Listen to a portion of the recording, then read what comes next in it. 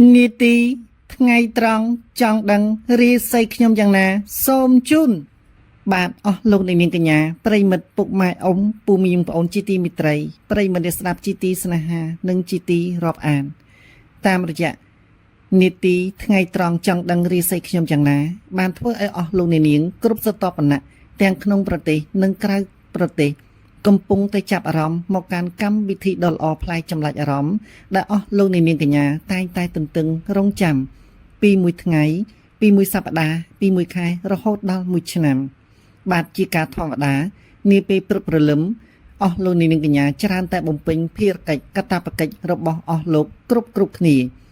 ម្ល៉េះហើយមានអស់លោកមួយចំនួនពុំបានទទួលសម្ដាប់ឬមួយក៏ស្ដាប់អំពីកម្មវិធីដែលត្រូវបានជម្រាបអំពីព័ត៌មានដែលត្រូវបានជម្រាបដល់ខ្ញុំបាទលោកគ្រូបច្ចេកហារាកម្មបន្ទប់សុខឧត្តមឡើយ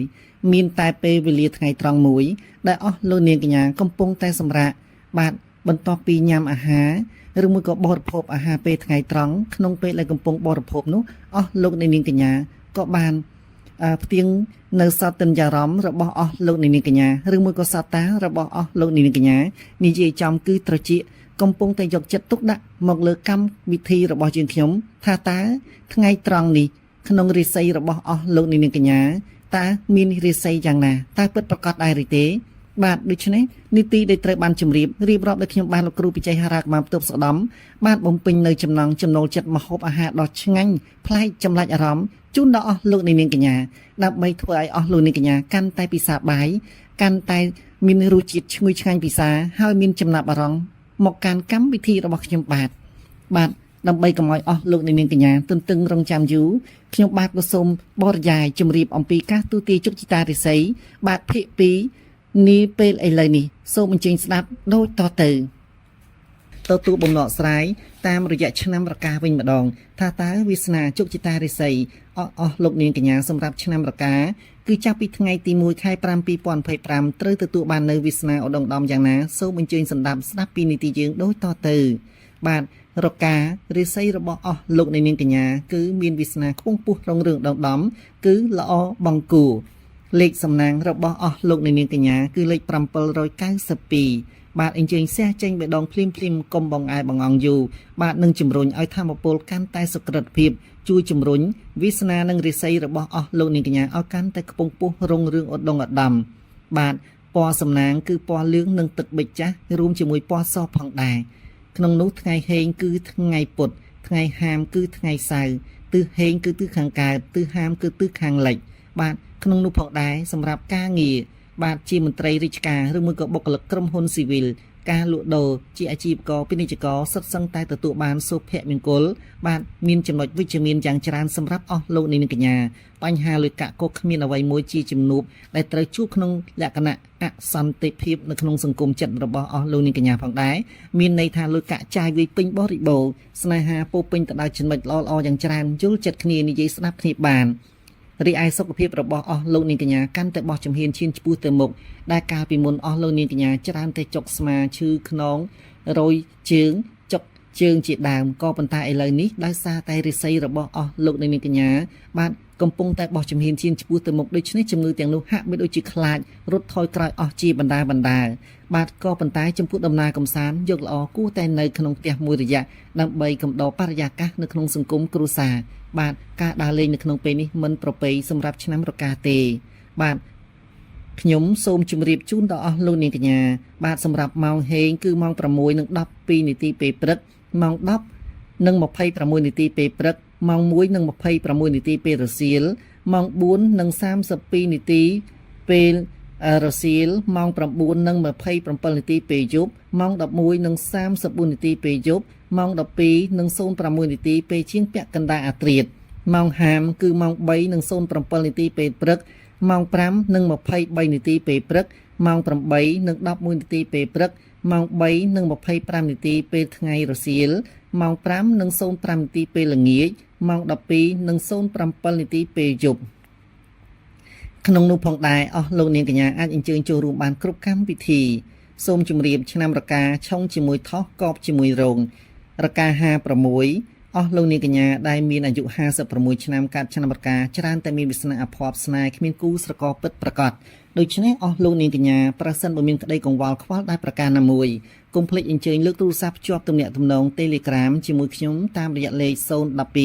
6451118មួយខ្សែទៀត0977762844នីតិយើងនឹងជាទីប្រឹក្សាដ៏ល្អសម្រាប់ទូទាយជោគជតារិស័យព្រមទាំងអស់លោកនាងកញ្ញាថតនៅខ្សែបាដៃស្ដាំនិងឆ្វេងមកខាងមួយប៉ុស្តិ៍ផ្ញើមកកាន់នីតិរបស់យើង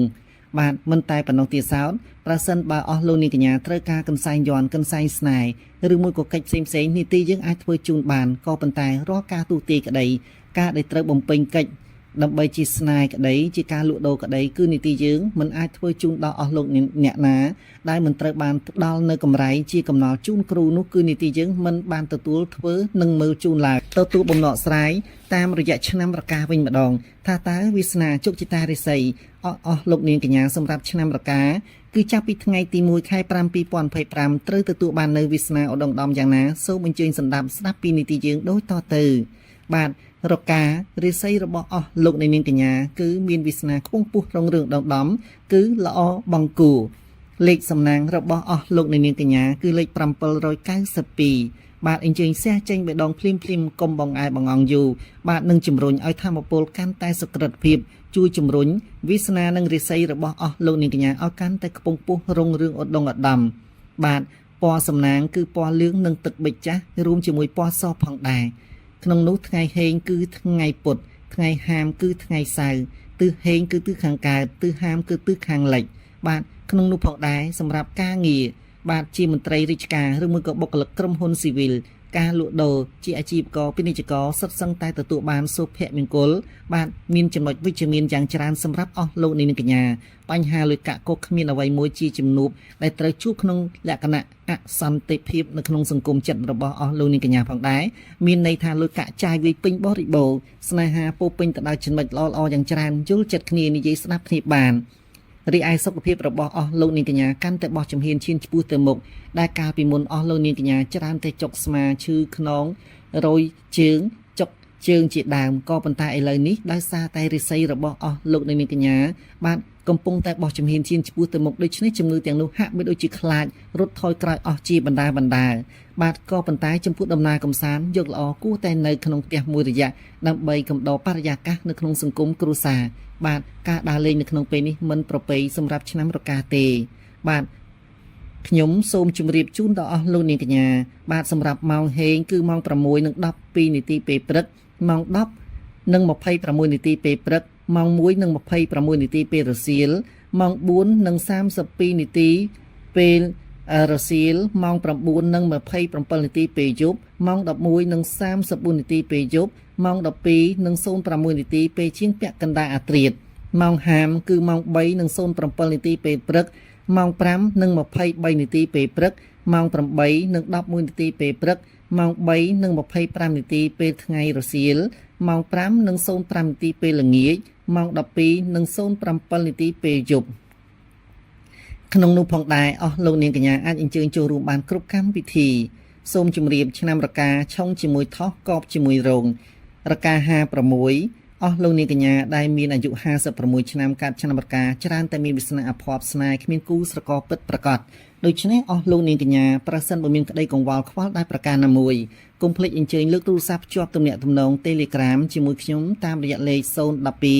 6451118មួយខ្សែទៀត0977762844នីតិយើងនឹងជាទីប្រឹក្សាដ៏ល្អសម្រាប់ទូទាយជោគជតារិស័យព្រមទាំងអស់លោកនាងកញ្ញាថតនៅខ្សែបាដៃស្ដាំនិងឆ្វេងមកខាងមួយប៉ុស្តិ៍ផ្ញើមកកាន់នីតិរបស់យើងបាទមិនតែប៉ុណ្ណោះទៀតសោតប្រសិនបើអស់លោកនាងកញ្ញាត្រូវការកន្សែងយ័ន្តកន្សែងស្នេហ៍ឬមួយក៏កិច្ចផ្សេងនីតិយើងអាចធ្វើជូនបានក៏ប៉ុន្តែរាល់ការទូទាយក្តីការដែលត្រូវបំពេញកិច្ចដើម្បីជាស្នេហ៍ក្តីជាការលក់ដូរក្តីគឺនីតិយើងមិនអាចធ្វើជូនដល់អស់លោកអ្នកណាដែលមិនត្រូវបានផ្ដល់នៅកម្រៃជាកំណល់ជូនគ្រូនោះគឺនីតិយើងមិនបានទទួលធ្វើនិងមើលជូនឡើយបាទនៅពេលនេះក៏នីតិដែលត្រូវបានជម្រាបការទូទាយជោគជតារិស័យឆ្នាំទាំង12តាមរយៈដំណឹងល្អបាទគឺថ្ងៃត្រង់ចង់ដឹងនេះឯងក៏បានវិលមកដល់ទីបញ្ចប់ហើយបាទសូមប្រសិទ្ធិពរជ័យជូនដល់ប្រជាជនកម្ពុជា17លាននាក់សូមអស់លោកទាំងអស់គ្នាទទួលបាននូវសុភមង្គលបាទសុខភាពល្អរកស៊ីនិងប្រកបការងារអ្វីសមតាមបំណងពងប្រាថ្នាសូមជម្រាបលាសូមអរគុណ